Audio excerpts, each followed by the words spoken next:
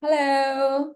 Today's topic is all about a philosophical concept. I had this idea pop into my head and I thought this would make a great series for this channel. So stick around if you are interested in exploring, drum roll, here's the title, Battle of the Cosmos.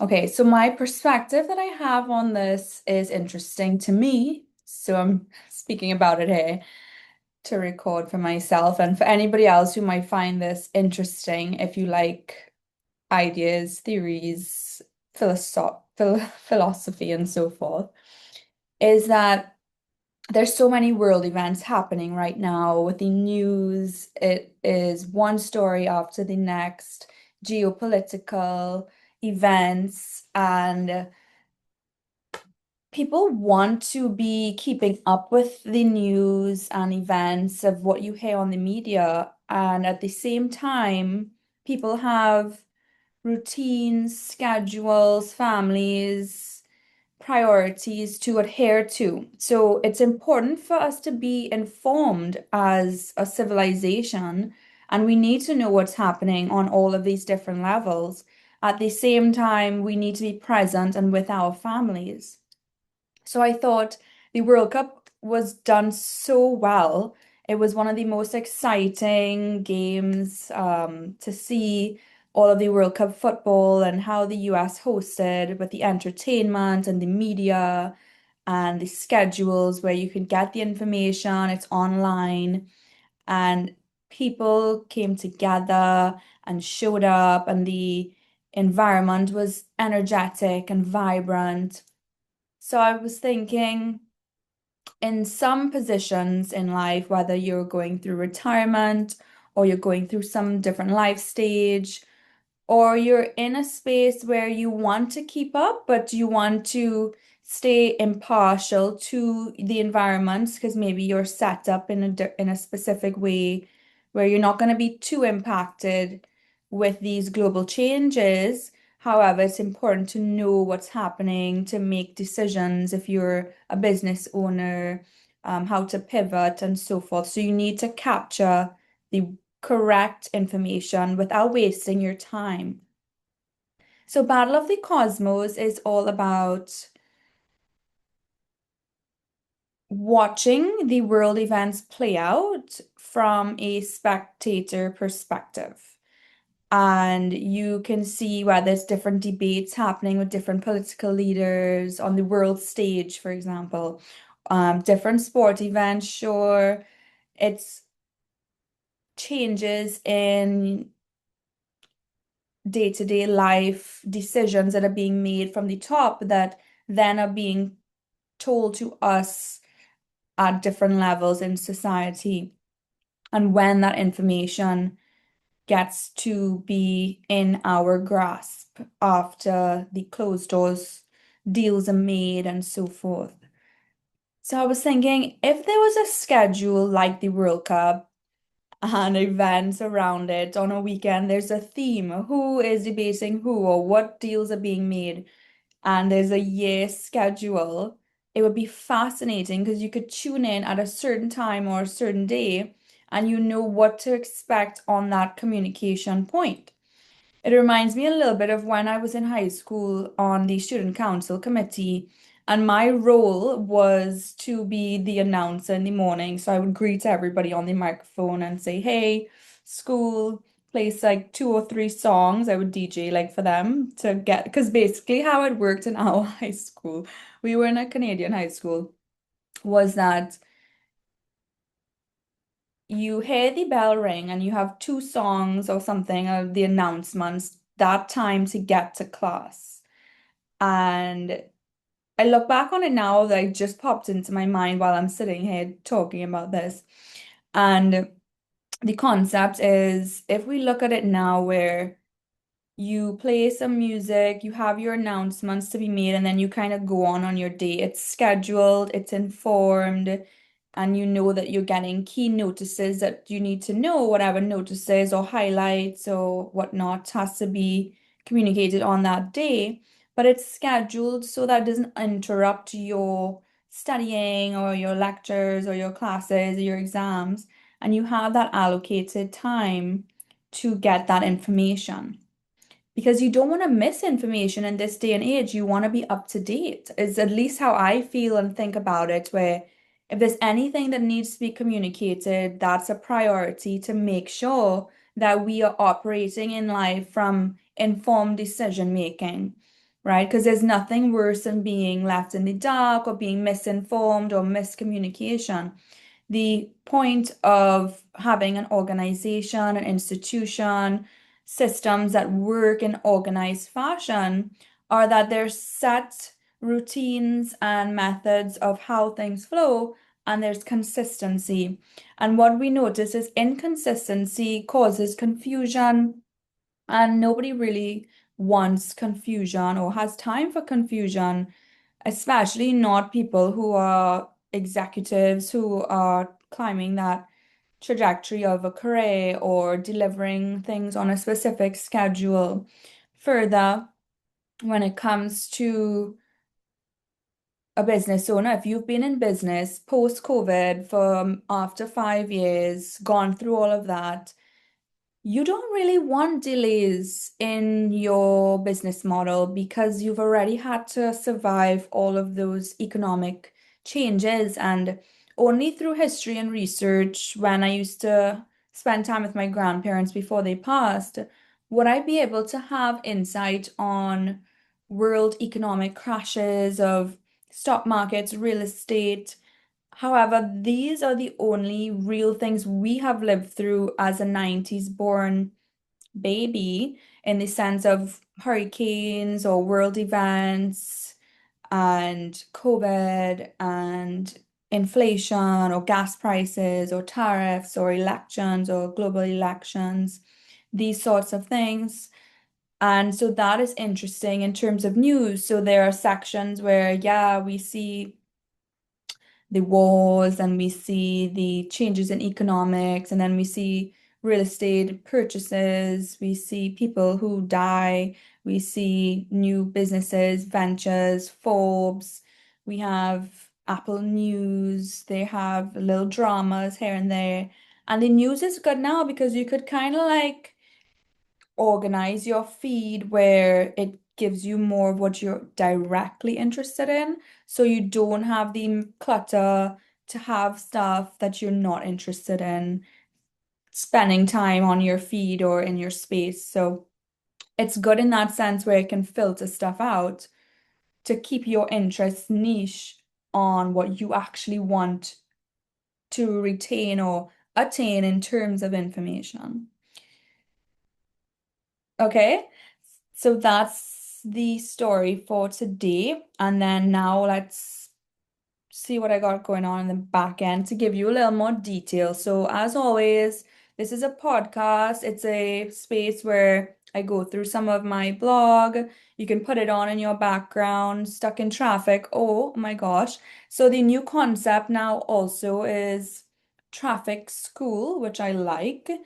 And when it comes to actual education material, whether you're a parent or you're into extra learning or you're an intellectual like myself or you commute for work, I remember thinking if I ever lived in a city, I would go live on a train. I would take the trains in London and put on podcasts so that I could learn and grow in knowledge and education on the way to work and stuff. Because after experiencing city life and the British language and understanding the level of communication and linguistic skills that people have in first world countries after being born in a small island, I was very much inspired and motivated to develop more skills.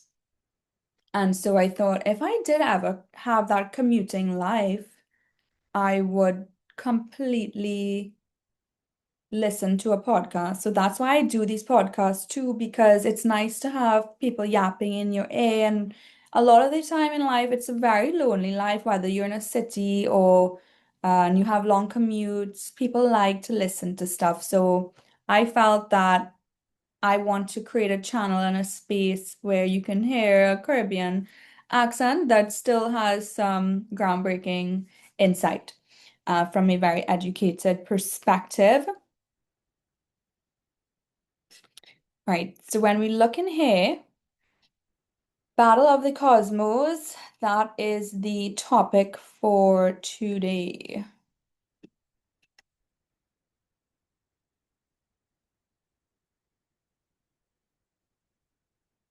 Okay. I like this infographic because to me, this is what it's all about. I want to have the information here because this is details, but I also love this graphic so much that it sums up everything in an infographic, and I love infographics. So what I'll do is I'll just neaten this up a little bit so that I can have these concepts scroll here in this smaller space, and we can focus on this image to really understand the concept here. Okay, so could global conflicts have a structured media forum instead of endless chaos? So what I notice is that people operate in chaos, and a lot of stuff in the life is chaotic in the world. However, there is an organized form and function operational system simultaneously. And we exist in both realms of that. For example, you might be in traffic and it might be chaotic on your way to school, but when you get to school, it's more organized. And so the question is, can things be cleaner and more organized? Because in a clean car, a clean home, a clean space, a tidy space equals an organized mind. And we know that through feng shui and through productivity and performance. And we're not oblivious to the fact that there are battles happening all around us, whether it's different brands competing to be on the shelves for purchase for consumers, what level of a shelf brands fight on to be depending on their market age group. For example, where sweets sold in shops where the kids will buy the candy. Where are some items positioned on different shelves depending on who is your consumer? And there are fights happening. We're not oblivious to that, right? So there's market competition, there's sports competitions, there's diplomatic competitions. It's a lot. And so I was thinking, well, how do I even put this into words? It's such a complex theory or idea, but I love it nonetheless. And I love it from the fact that I am not necessarily putting myself in this competition because I do like being a spectator in these sports. However, I am also a brand, and I am observing from the sidelines to a great degree. However, I also do feel like brands that are organic naturally sell themselves and position themselves. So I don't see sometimes that it is a fight, but at the same time, if nobody knows who you are, you might have bids to get on a billboard, or you might call Forbes and be like, "Hey Forbes, can you feature my brand?" And they usually charge between 1,500 to 2,000 to get features on billboards. You know, you pay to get your brand up on these places for marketing purposes so that people recognize your brand. So those, people say you fight with your dollars or you vote with your dollars, and every dollar you spend sends a message of, well, what is the value to you? What do you want to spend on? And at the end of the day, collecting that in revenue will decide where you stand on that market share. Okay, so whether you're a stakeholder and you have these board meetings, or you are a growing brand, or you're taking your brand to the next level, or you're a global leader, or you're an athlete, you might find this rather interesting. Or even if you are a spectator and you want to know how to be a better spectator and when to tune in with your popcorn. Because that also is a category, right? You are purchasing too, right? You're purchasing your snacks to watch whatever. You're purchasing your entertainment preference too, right?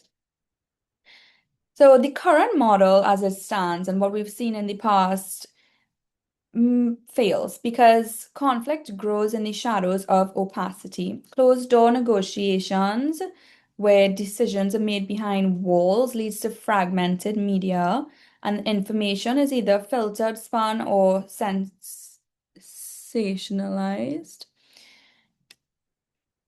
So then there's social media amplification, outrage spreads faster than facts.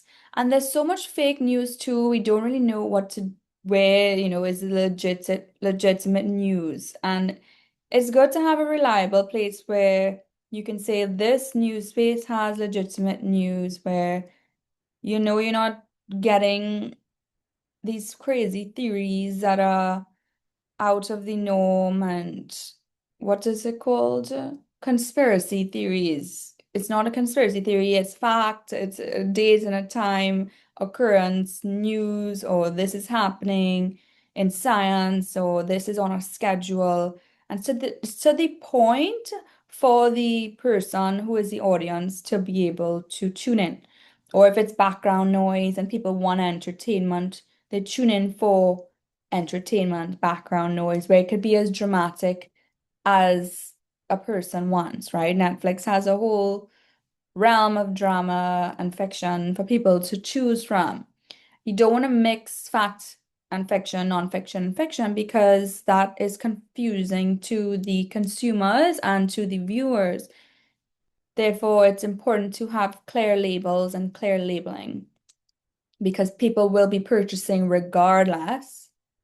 And we want fair and ethical, competitive spaces. At the same time, yes, in capitalist societies and global markets, these are competitive spaces to stay ahead. And I still believe in entrepreneurial capitalism because so many new businesses are popping up that people want to buy. And whether the larger businesses buy them up and help them scale and grow to continue their capitalist positioning is important to acknowledge because if people want to buy better, but some brands are not providing better and there are better solutions. The main job is to connect, or at least how I feel as if I had total control in my brand and I had all these opportunities or decision-making capabilities, I would just simply connect the consumer with the consumer product. If a consumer wants something or has a consumer demand, and there are products on the market that you are not providing, but you're not connecting the consumer to, then that's your problem and that's your feelings because if a provider is growing something and has a great product and you could partner with them and grow the product and add it to your product offering, and you're not doing that, that looks bad on you because it's so much easier and more efficient to connect consumer to product and to have a happier society in the sense that people's basic needs are at least being met and to whatever level they want it to be met. And therefore, coming back to this now, where there are more feelings, is because the social media amplification, where outrage is spreading, there's public uncertainty, confusion, fear, and division. Okay, and if you've seen any organization, you'll know the outcome of that. And a lot of the time, nobody wants to deal with people in those confused and fearful and divided positions because it's chaotic and rowdy. And, you've seen protesters around. That is not, I personally wouldn't want to see that kind of unruly behavior in my spaces. Obviously it happens, but the energy of that, for example, that's the energy of if that could be reduced or avoided to a large degree, I would say that is a win. When communication breaks down, conflict becomes the easiest option. Then there's information gaps. So decision to perception, too much is lost, right? And where the transparency is lost, there are different sectors here. We can look at it from the government, positioning, the diplomats, traditional media, social platforms, and citizens. So we could really see the main image there. And you can see that there are competing narratives in the governments, right? And maybe they ought to have exclusive rights, whoever is in power of the government, because you need coherence. And then in the diplomats here, negotiations and briefings, there's a lot of misinformation. There's also misinformation in traditional media where there's reports and commentary. Delayed accountability through social platforms where reactions and opinions are losing their transparency. And at the lowest level, there's just erosions of trust and in perception and beliefs because what's being communicated is not clear and concise. And I like the idea, the fact that we can acknowledge that not all battles are being fought here with weapons or armies, but it is a battle of ideas, discipline, adaptation, ambition, human potential. And these do occur through the arenas of life, sport, business, and the future is being shaped by those who understand one simple truth. The universe rewards movement, taking action, consistency, repetition. Customer service and consistency. You want to know, no matter what time of day it is, when you go to purchase a product or tune into something, you know what to expect that you're getting. That's why you show up to those places to buy that item that you want to buy.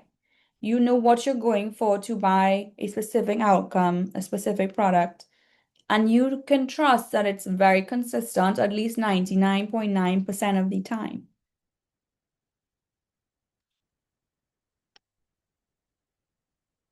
right? So when it looks like a new stage for dialogue, not necessarily dominance. They're national leaders who share positions and visions, diplomats negotiate with transparency, economists assess impact and solutions, the citizens are staying informed and holding leaders accountable. Independent moderators ensure fairness and respect. Moderators are very important through these channels too, as we're seeing an influx of trolls online and fake accounts, and that needs to be cleaned up and regulated for sure in terms of, I mean, there's no point to that, but you can tell there's an angry populace whereby we're not sure what that rage comes from and why people are so disturbed that that is what people want to do in their free time instead of going to exercise or do something more productive. So that is makes no sense to me why that exists. But clearly it shows that there's a problem. Then there's humanitarian organizations that amplify human needs. Scientists and experts provide data and insights. Yes, we want revolutionary research of what are the best products on the market, what new trials or cures are we finding in health and wellness and technology, as healthcare is one of our biggest markets. Remember, the number one reason for death in the world is heart disease and heart attacks. So when it comes to this scientific research and data, this is important for people to have access to. and to be able to trust that these are clinical trials that have been tried and tested over time, and it's not necessarily a placebo, right?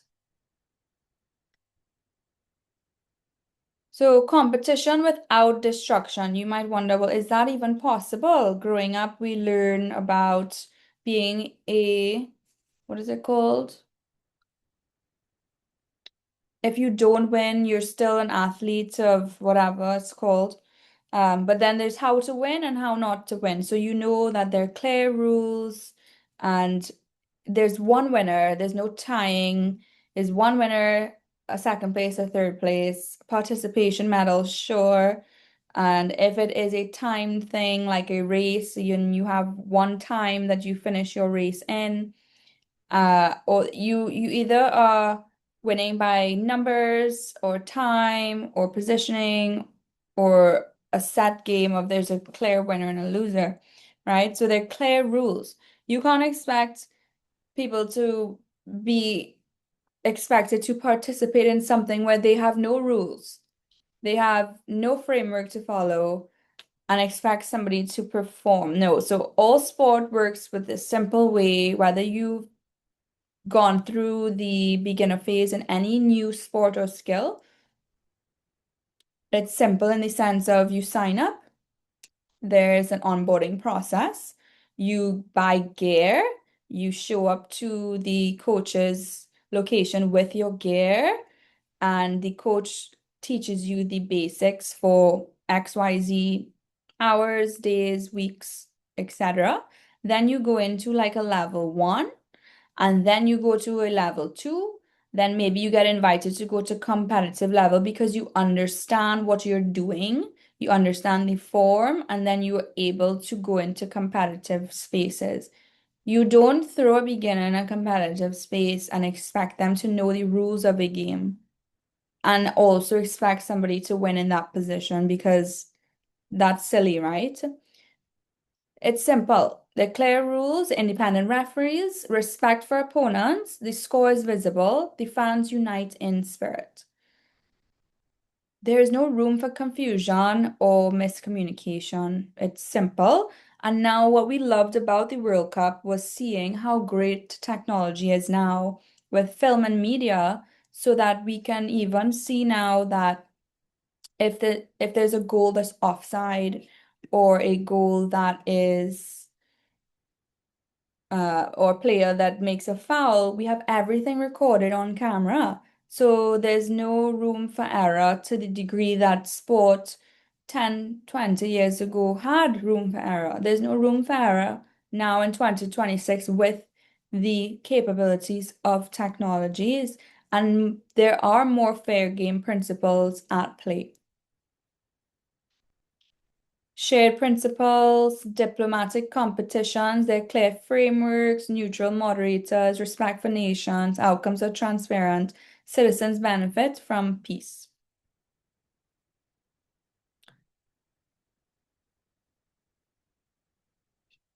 Conflict is not entertainment. Human lives are not a spectacle. Our goal is peace through responsible competition. Well, I mean, I wouldn't be on this whole peace thing. I don't think it's about peace per se. It's more so that conflicts for entertainment, I don't agree with that as an ethical principle. I'm not denying that that exists as a form of entertainment and that people have been sold into that as a form of entertainment, and that continues to be a form of entertainment. Personally, I don't want to participate in it. I don't think the opposite of conflict is peace. I think it's just, I would more say pace. You have a pace and a routine and you compete if that's what you want to do.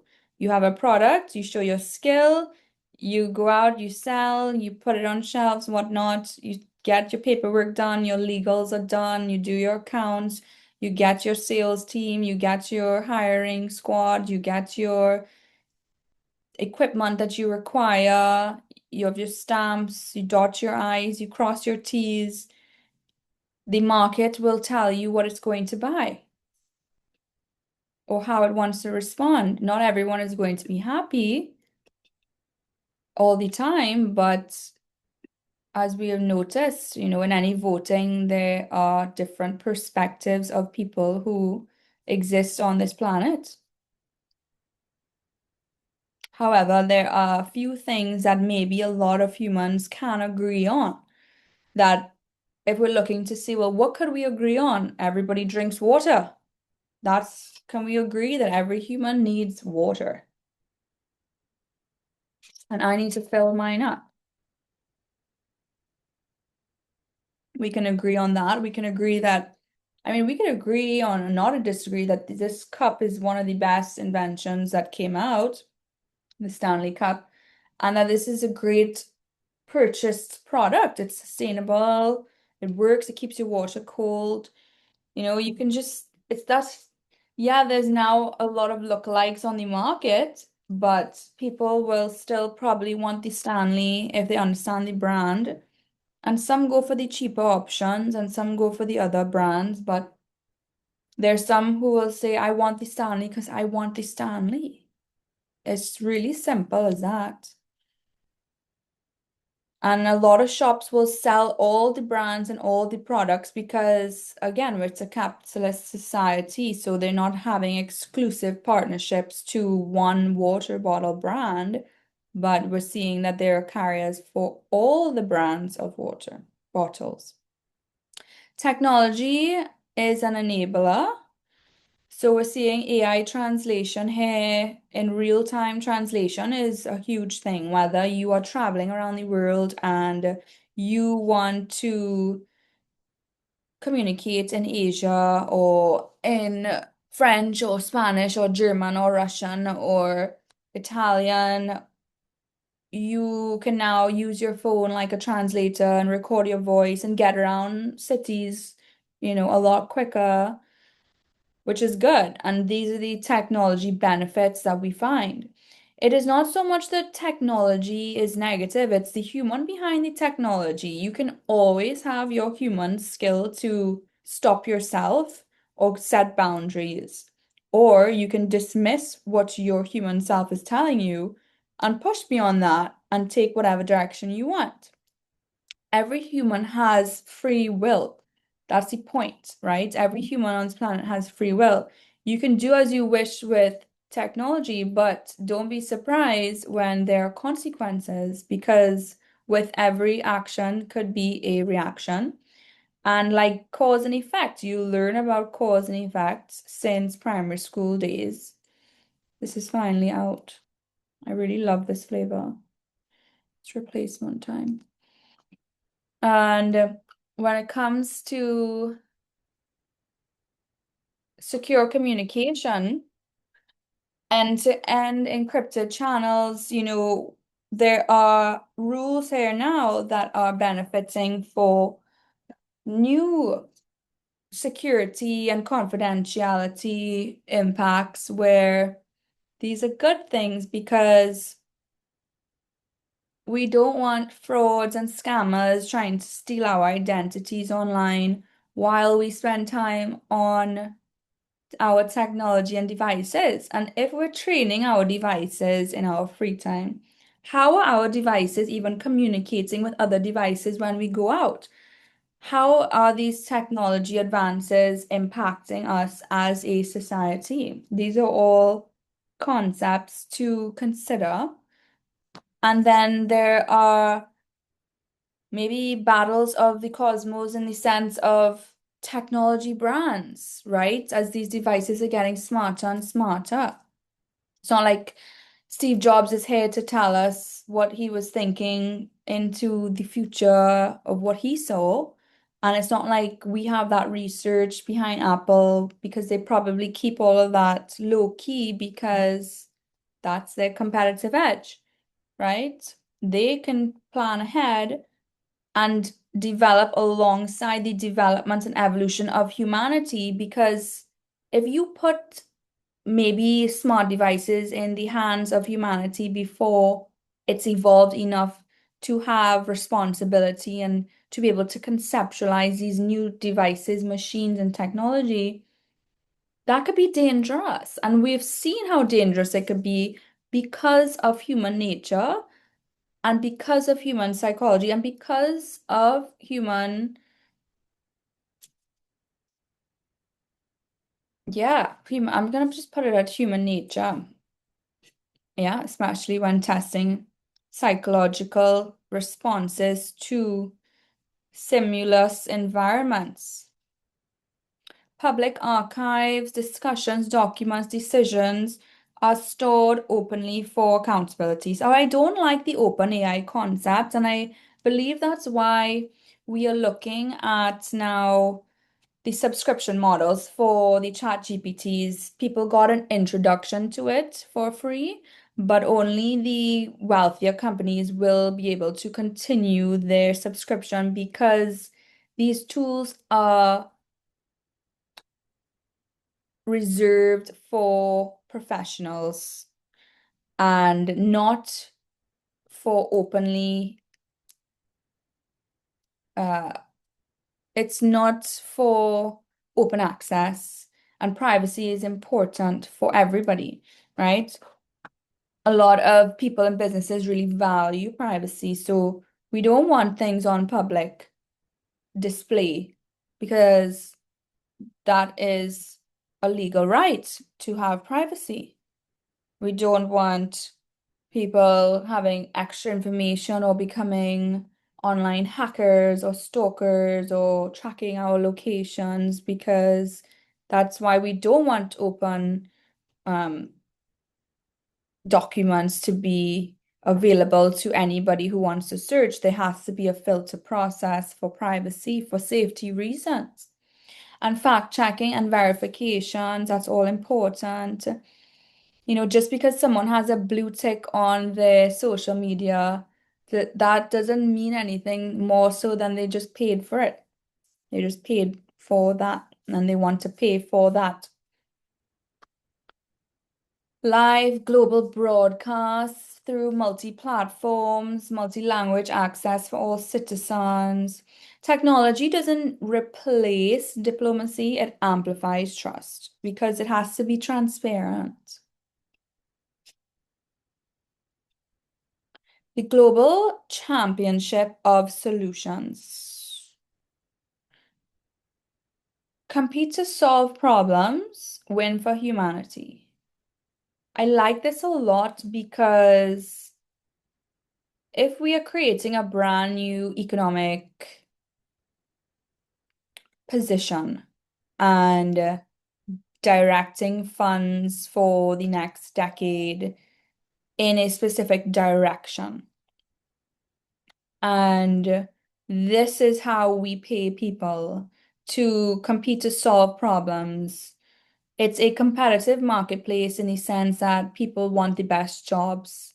People want to be paid the most lucrative checks and to have reassurance and in the job market and also to feel, yeah, reassured for the long term. And I like this concept a lot because, especially in an evolving society, it's not like one person rules all of the companies and the jobs out there to be able to organize these things appropriately. However, if I was a global president, that could be something because if you have access to all the business owners, all the unemployed people, all the employed people, all of the job opportunities now, then for the future, different amounts. And you can just say this job is there for this amount of money, this job is there for this amount of money, and this person might be like, I want this job for this much money. It's the same concept of connecting the consumer with the product that is ready to be built or needs a person to be connected to be brought to life. For example, so it's just like a solution space that requires connecting A to B. Well, I guess we can, in simple terms, B to B or B to C, right? All right. An illustrative framework, a global scorecard measures progress where it matters most. Countries are not recognized not for defeating others, but for improving lives. Poverty reduction, economic opportunity for all, sustainability, protecting our planet for future generations, innovation, technology for human progress, healthcare, better access outcomes, education, quality learning for all. If you already are, let's say you're a Nepo baby and you're sorted and for generations to come, you might really be in the I want to sit down, eat my popcorn, and watch this. Or you might be traveling around the world not studying anything at all. But if you are tuning in, then you might really like this concept the most because it's pure entertainment and it doesn't impact you. And all you have to do is know what snacks to buy. The benefits and challenges of this include a balanced path forward. The opportunities include greater transparency so that you see the full picture, as any human deserves to, if they are put in a position to have to make important decisions, you need transparency, right? If you need to catch a train at 8 a.m. to take you from X station to Z station, you need transparency to know what time the trains are going and how to get to the location to take the train. It's simple. Increased accountability. And if you miss that train, you can't just call and say, I need a new train now. You have to wait until the next train arrives. And the next train arrives and on a schedule like that. So that's just the process of how it works. Public understanding, informed citizens make better decisions. Earlier conflict prevention. Address issues before they escalate. Stronger global cooperation. Solutions over division. The challenges. Risk of oversimplification. Complex issues need nuance. Political theater. Debate could replace action. Security concerns. Sensitive information must be protected. Information manipulation is there, and people and the dark web and you trolls and everybody who has these kind of behavior characteristics require digital police and to have IP address tracking to ensure that normal online citizens can have a safe browsing experience and filter content to what they prefer to see. However, it's not like the internet doesn't have all the information. You know, if you've been an internet person like I have and spend lots of time researching the internet and love the internet, then you'll see that there is everything on the internet. However, like if you have children, you'll filter it for their age to have certain viewership rules and regulations. Or when you go to the cinema, you go to see an all ages movie, PG-13, 17 plus, 18 plus, rated R, or horror show. Like you know the different types of movies you're going to see, and then you pay your ticket to sign up for that.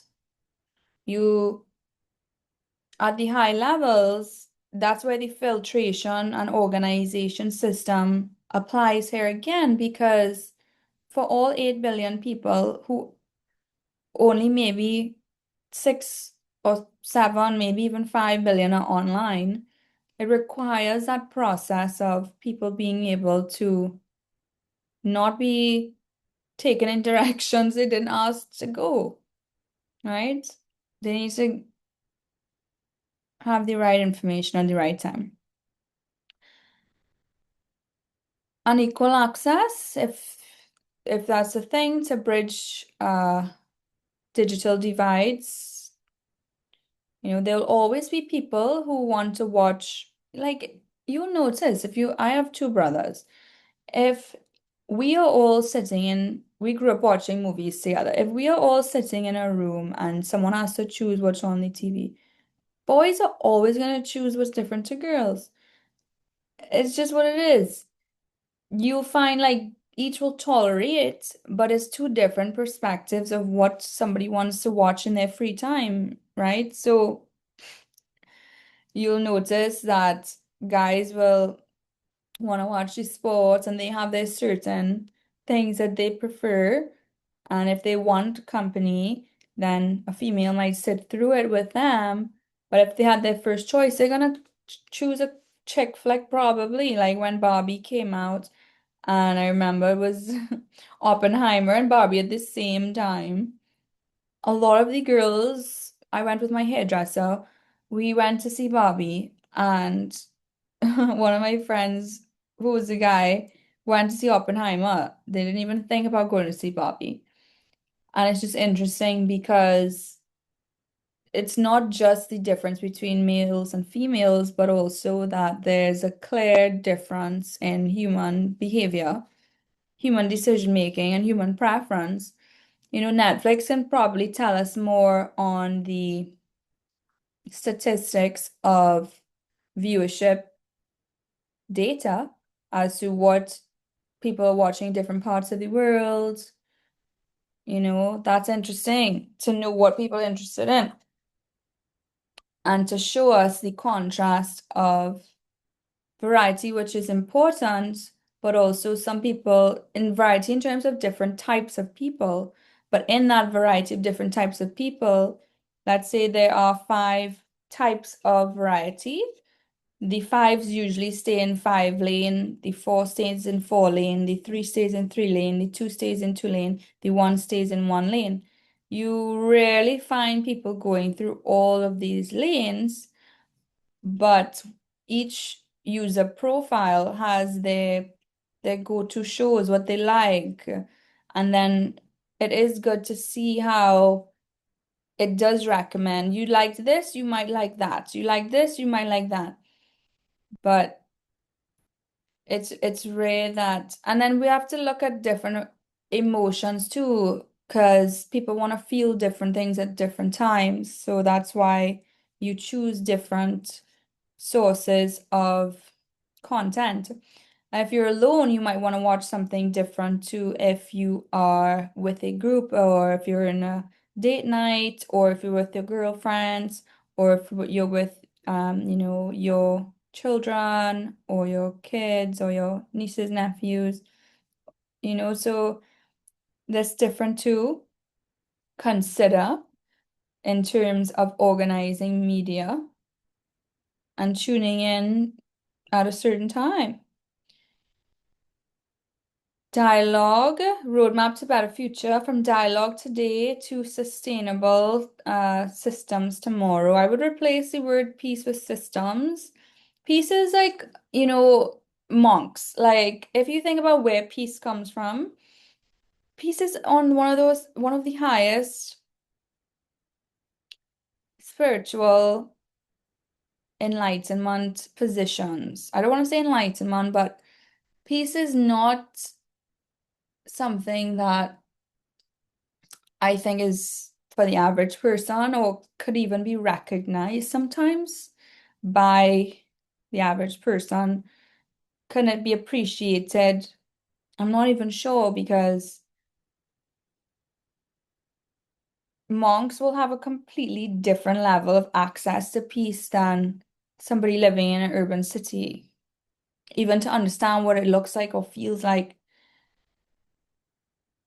and what it means to someone, or you know through travel, people can understand different cultures of what peace is, but you can't think of world peace as a broad concept like that, in my opinion, because one person's peace might be going for a walk in the woods or nature. Another person's peace might be just sitting on a yoga mat, meditating. Another person's peace might be swimming in the ocean. Another person's peace might be walking in a river. Another person's peace might be going to a spiritual practice or to their churches. Another person's peace might be going for a boat ride. Another person's peace might be just having a meal in a calm environment, undisturbed, or reading a book or listening to music. They're just different types. I just can't imagine making it such a bro and such a specific word because it has to be scheduled. Peace is like a thing you schedule. You know. I just don't think it's that simple, right? And final thought on this.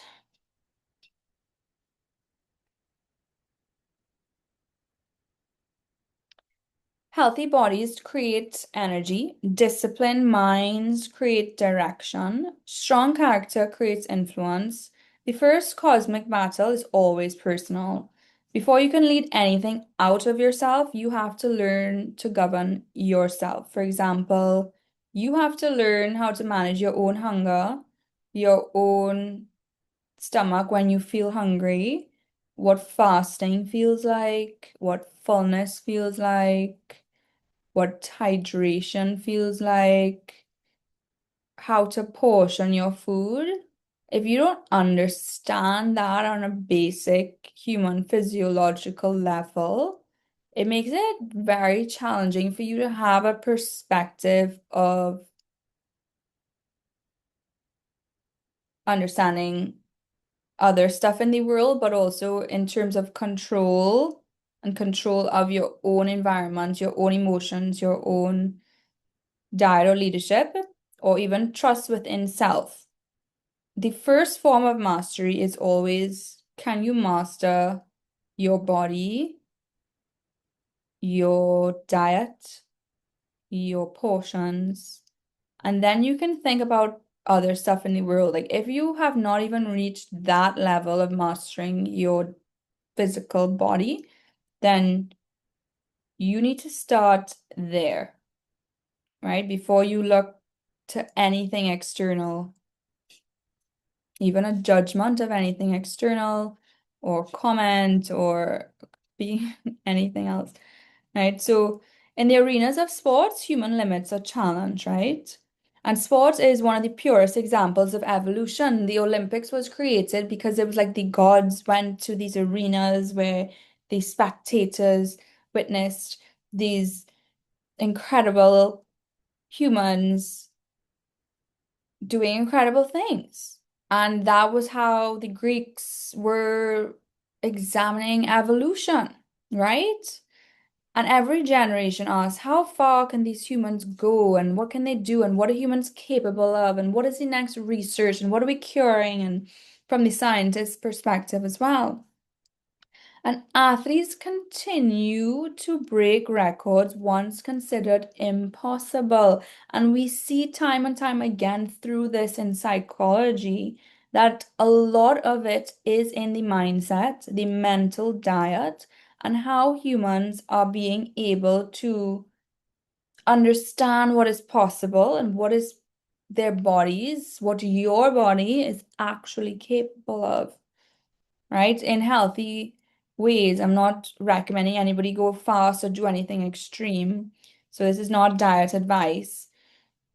Always check in with your nutritionist or have a private consultation first. But from talking on a broader perspective for the concept of Battle of the Cosmos, this is very insightful.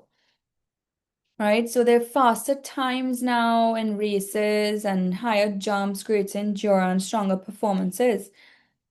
And the future of sport is not just about physical ability, it's a combination of science, technology, recovery, nutrition, psychology, data, coaching, discipline, and putting all of these together to see how humans function. The greatest athletes are not only training harder, they're training smarter, understanding bodies through data. Athletes check in. What was my run time yesterday? What is my run time going to be next time? What is my recovery time? How did this food impact my recovery? Are my muscles leaning out? These are how athletes' minds work, right? And I'm going more into this because this type of operation of the athlete mindset and sports excellence is so interlinked with external systems in the world that we can learn a lot through sport, sports intelligence, sports excellence, and applying this well to those who can combine this with human discipline, determination in alignment with intelligence systems moving forward. And the arena of business is a race for the future. Business is another cosmic arena. Companies are constantly competing for relevance. Yesterday's leaders can become tomorrow's forgotten names. One trend that was popular for 5 years can dissipate within a year. Why? Because success creates comfort. And sometimes people look at comfort and get complacent. Comfort creates stagnation, and stagnation creates decline. The greatest businesses understand that innovation is not a one-time achievement. And I'm not even going to go with a survival system as much as I feel like most of humanity has evolved outside of survival, but understand thriving. And an inability to understand thriving, it is taking components of how to survive, but understanding how to elevate that experience into what is thriving, right?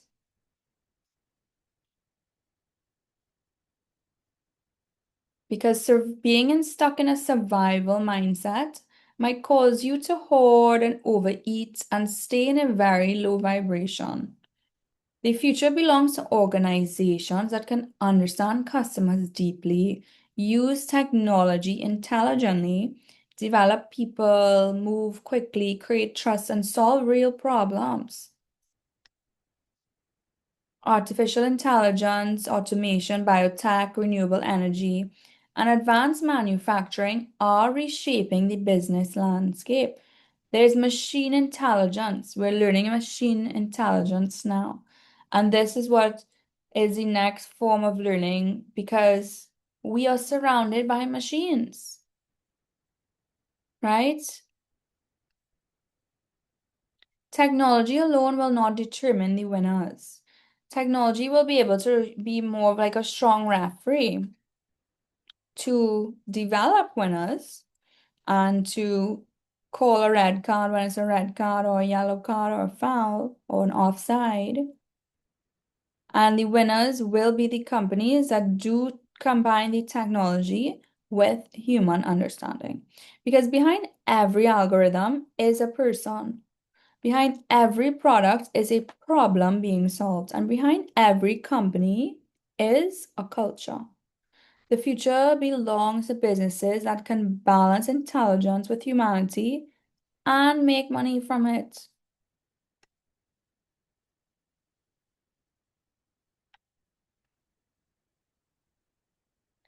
And if you're still having the question of is technology replacing humans, there are a few books you're going to need to read.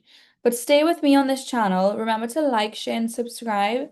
These are not the questions you should be asking. The question is, can I study technology and learn how to be more optimized in it? What are the benefits of technology for now and the future? How can my life be easier with more technology? Can I save up to be able to afford the most expensive technology? Those are the questions really you should be asking. And the deeper question is, what will humans become when technology expands your current capabilities? You know, can you even see yourself with further capabilities, or have you boxed in your vision of your human self that wherever you are now is wherever you're going to be till you die? Or do you see yourself developing some more skills, becoming a fitter version of you, having more energy, learning how to use technology better, becoming more advanced in some skill, shape, or form? Or are you thinking wherever you are now is wherever you're going to be?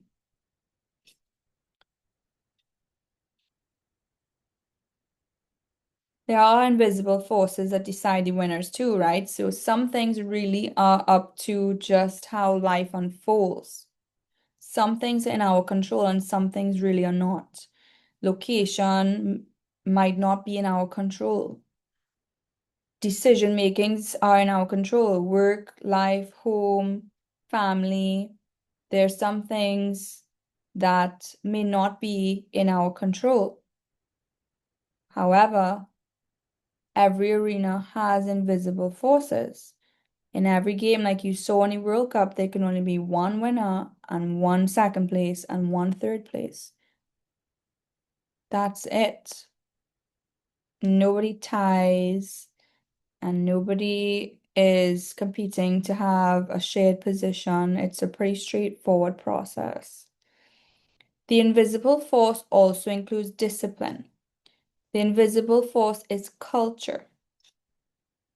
In life, the invisible force could be character. People might see the final result, they see the championship, they see the successful company, they see the transformation.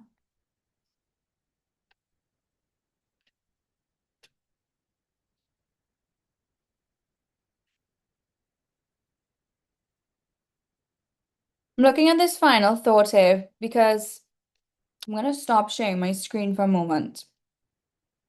The greatest victory for humanity is not for proving who is the strongest. It is proving that we are wise enough to solve problems without destroying each other. And maybe that's not for everybody. Maybe that's just for the person who felt like they wanted to be that person in the universe. It's not like you can say, you know, you might be living your life just as you're living your life. If a person, like one day I thought, I don't know if there are many other people like this or not, but I just thought, what would it be like to have, this Einstein principle with those who know, what was the quote that I saw when I first decided to learn to read and study just independently? It was those who know have the duty to act. That was the Einstein. And maybe that is why that stuck with me because I just felt like the more knowledge I had, I was like, well, what am I going to do with this? And sometimes I wonder the deep inner philosophy of different humans. You know, in traditional systems, is everybody just on the same wavelength, what doing the same things, thinking the same way, having the same beliefs, or are there differences? And how are people overcoming these differences together? And then do people even look to have wisdom as a character attribute? Because maybe not everybody cares to think about wisdom. Maybe people just want to get rich. Maybe people just want to go to the beach with their families. You can't expect that people could all want the same thing. People want unique things for wanting unique reasons. And you can't compare and contrast what one person has decided they want and think that another person is going to have something similar because they wouldn't have years of designing each thing. Each human has years of designing their life, at least the ones who have designed their lives. I don't know the data of how many people have designed their lives uniquely or have had their lives designed for them based on their previous family. These are all thoughts that I have in terms of curiosity because traveling and living abroad gives you this broader perspective of human psychology and sociology. So you end up people watching a lot. And when you're people watching, yeah, you can look at people's outfits and be like, wow, I love what this outfit looks like, and I like this style. And you could notice things happening in the world. You can also think about, well, as I'm people watching, what am I learning living away from home? And what's different from this culture to the culture I grew up in? And what do I want to keep, even if I made it back home, in terms of what are the concepts of culture that I'm keeping within myself that I like for me just as a human to have versus something I don't want, I want to throw it away. Like if you were in a location that's not where you were born, you'll notice different culture, whether you travel or live abroad. And you can say, okay, well, I like this concept, system, behavior, traits. I could develop that within my character, or I don't like that. I want less of that, and I want to remove that. I want to remove people with those character traits so that there's a clear development process. And maybe you do that for yourself, or you do that for your children, or you do that for whatever role you do. Maybe you don't do that at all. There's no right or wrong. It is a simple conversation with a lot of sociology intertwined and some psychology, I suppose. So the future is not just does it belong to the strongest, but it's can you adapt to the changing world? Are you okay with the pace that the world is changing? Because it is changing. People are evolving. You can't run from the fact that people are evolved and changing and evolving. Some have uniquely designed how they are changing and developing, and some have just left that to biology and environment. And there are no winners or losers in that. It's just living an intentional life includes understanding the word intention and setting intentions for that life process. And the greatest competitive advantage of the future might be wisdom in a sense, but wisdom doesn't necessarily mean that you have the wealth or the means to do what you have to do. However, it will be an advantage in deciding what's worth it to you or not worth it to you from now into the future. So you could have that greater discernment to filter out and say, that's not worth it to me, or this is worth it to me, or that's not worth it to me, or that's not worth my time, space, or energy. So, no, dismissed. And this is worth my time, space, and energy, so I will invest. And therefore, you can kind of see how you make decisions in that regard of what's worth it to you. Because if it's worth it to you, that is what health and wellness is about. Because you cannot take care of other people at the expense of yourself not being taken care of, right? Your oxygen mask goes on first before helping anyone else. If a plane is going down, we know that. You've heard that time and time again. Hopefully, there are no plane crashes, but you will be aware that that is the safety measure in place, right? And you need to be mindful that when it comes to your biology, your fitness, your diet, nutrition, you have to have a routine that takes care of your body, right? So the ability to change, the ability to rebuild, adapt for the future is definitely a skill set. And the deepest lesson of this whole cosmic battle. It's not about battling other people, especially not in your environment. If you think that that's the concept here, you're missing the point. The point is not that you want to be in battle with anybody in your close-knit circle or your community.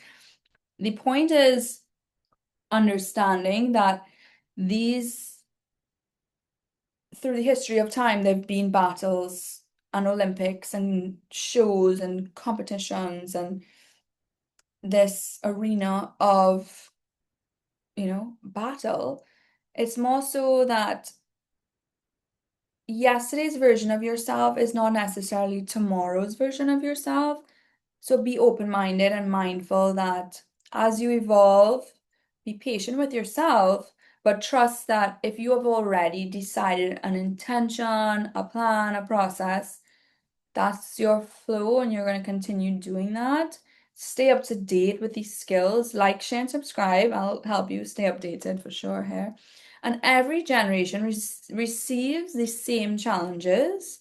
It's that some generations, it completely destroyed them and left people really in not good aging positions in the past. So it's up to this generation to decide, well, how are you taking care of that process for the future in simple terms? And what will you create with the opportunities you have been given? Will you remain comfortable and say, yeah, life's good. Yeah, my bills are paid. Yeah, everything is good. Things are simple. Or will you think, yeah, this is good, but I know if I push myself for the next 5 years, I could 10x this. So I'm gonna be a little uncomfortable for a little while because I know my capabilities, I know my skill set, I know the outcome of my action. So I don't mind a little discomfort for a little while to experience what's on the other side.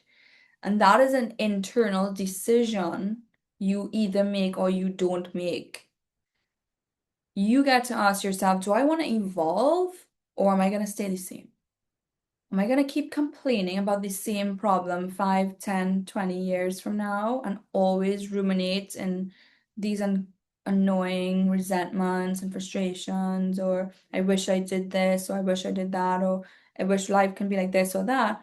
Or will you evolve, take action, and implement a better routine, for example?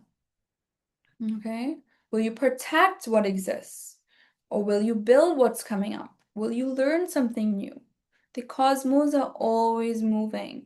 Sometimes we really are not in control of anything. All we can do is watch and observe.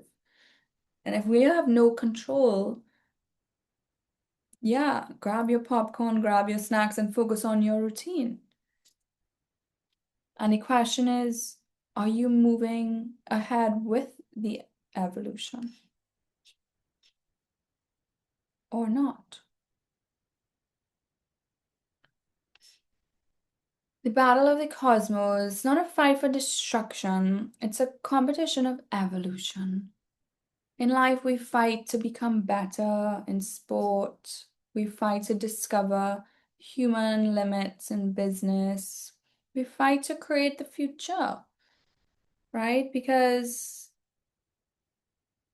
that's where it's fun to create a future that you want to live in. Because if you could see life from a simple time and you don't like what you're seeing in the future generations, if you continue your path as is, and if you don't want to end up there, you have no choice but to create a new path to get a different outcome. Now, you're not sure what that different outcome is going to be, but you can be sure it's not going to be this, right? So just these one decision can change your life. Like snap the finger, right?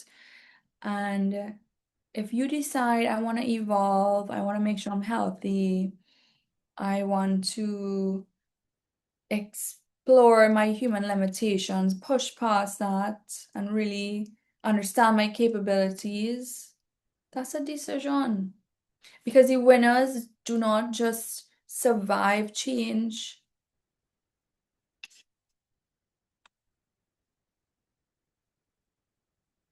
The winners understand that change is the arena itself. We will get access to better medical technology, better access to life preservation, anti-aging tools. Yes, they're going to be the most expensive. So if you have been saving, congrats, because that is, if that's important to you. If you've grown past the idea of wanting to just survive, you're in the we're going to thrive category. And what is thriving? Is it different to everybody? You have to decide for yourself, what is thriving to you? What does it look like to you? Not to anyone else, to you. And the greatest achievement is not conquering the cosmos. It's being capable of participating in it. It's also understanding that you have to discern what is in your control, what is not in your control. And you need clarity on that. If you can have impact in different arenas based on your impactful presence, research, and so forth, great. Know your limitations. Focus on what you can control and understand that not everybody deserves your presence, your time, space, availability, and that's totally okay. You get to choose who deserves what your gifts are, right? Because if you throw Pearl before the pigs, pigs don't know what a pearl is, okay? So if you learn one thing today, sometimes it's best to be silent and keep things low key and wait for the right time, because any information in the wrong hands, as we have noticed over the last 10 years, if we're looking at humans from a completely objective and experimentary position, will demonstrate clearly pigs don't know what pearls are. And given different simulation experiences, they will demonstrate consistent pig behavior. They will never be able to understand how to make jewelry with pearls. And so sometimes it's best to just sit back with your popcorn or your snacks and observe. That's the idea of Battle of the Cosmos. So that's what I think in summary. If we're looking at media and entertainment, we want to think if it's something, schedule it because we want to watch it, but everyone's schedules are all over the place. Has to be scheduled and a specific topic of what's happening in the world. And then mindfulness of who we're communicating with and what is being communicated at different time spaces based on someone's ability to be able to hear and interpret the message coming across. Because again, not everyone can appreciate certain things. And you need to make sure that people have the ability to know how to see a diamond or a pearl and how to appreciate it. And if they don't, then you just walk away. So that is the Battle of the Cosmos. Grab your popcorn. We have more on this coming up. For the summer, I'll be here chatting with you, bringing some more episodes. Okay.